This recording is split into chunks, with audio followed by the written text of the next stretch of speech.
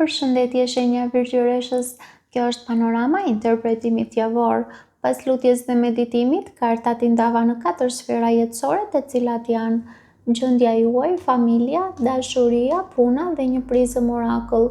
Në gjendjen tuaj personale kemi kulla, 9 shpatat, 10 monedat, hëna.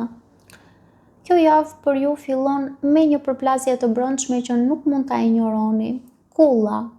Kulla nuk vjen për të trembur, por për të rrëzuar diçka që nuk ishte më e vërtet për ju. Mund të jetë një mendim, një pritshmëri, apo një situatë që ju e keni mbajtur edhe kur e ndjenit që nuk qëndronte më. Dhe sapo kulla bie, mendja juaj ndizet. 9 shpatat ju fut në një gjendje ku çdo gjë analizohet, rikthehet, peshohet. Ju mund të ndiheni të lodhur nga mendimet tuaja, sikur nuk gjeni qetësi. Por ajo që e bën këtë më të thellë është fakti që ju nuk doni kaos, ju kërkoni stabilitet. Dhe kjo shfaqet qartë me kartën 10 monedat, sepse manifestohet dëshira për siguri, për diçka të qëndrueshme, për një bazë të fortë në jetë. Dhe megjithatë, hëna e mbështjell këtë proces me mjegull. Ju nuk jeni të sigurt çfarë është e vërtetë dhe çfarë është frikë. Intuita ju flet, por mendja e vën në dyshim. Këshilla që del vet nga kjo rrjedhë është se nuk duhet të reagoni nga ankthi, lëreni të vërtetën të dalë vet, pa e detyruar atë. Kalojmë tek familja. Në familje kemi bota, kalorësi i kupave, budallai, drejtësia. Në familje një kapitull mbyllet në mënyrë të natyrshme me kartën e botës. Diçka arrin fundin e saj dhe nuk është për t'u rikthyer si më parë. Dhe menjëherë pas kësaj shfaqet një përpjekje për një ndjenjë me kalorësin e kupave. Mund të jetë një kërkesë falje nga ju kundrejt dikujt ose dikush ndaj jush.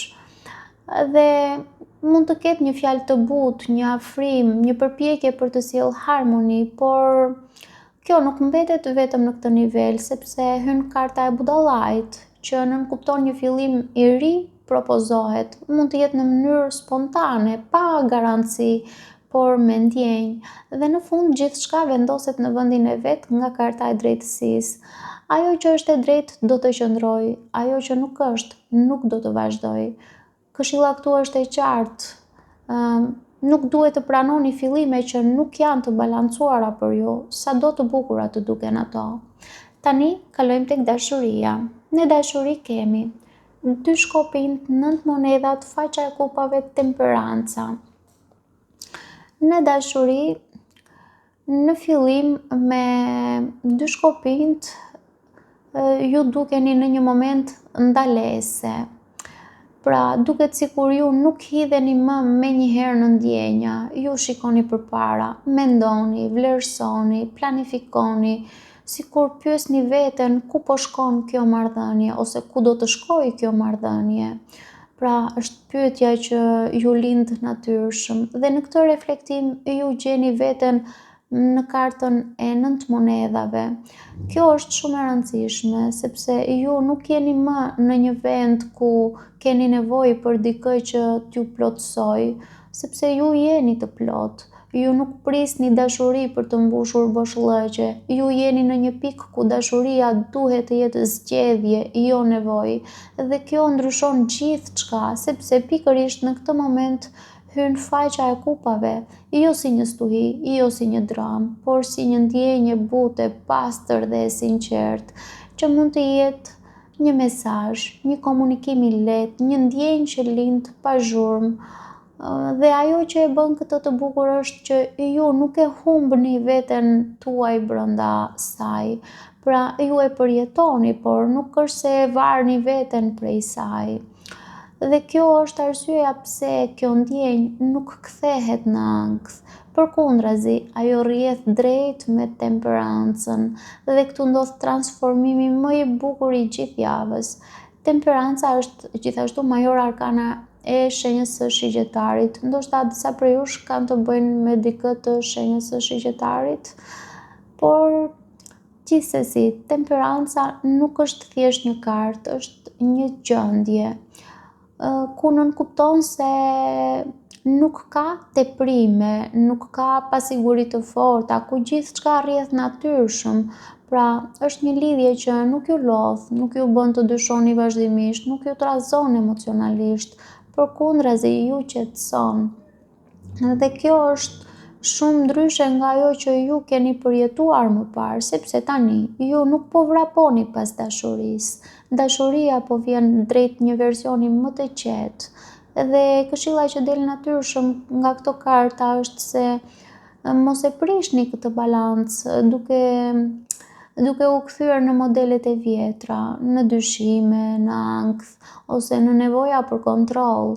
Lëreni këtë lidhje të rritet me ritmin e saj, sepse kjo nuk është një dashuri që duhet shtyrë, është një dashuri që duhet lejuar.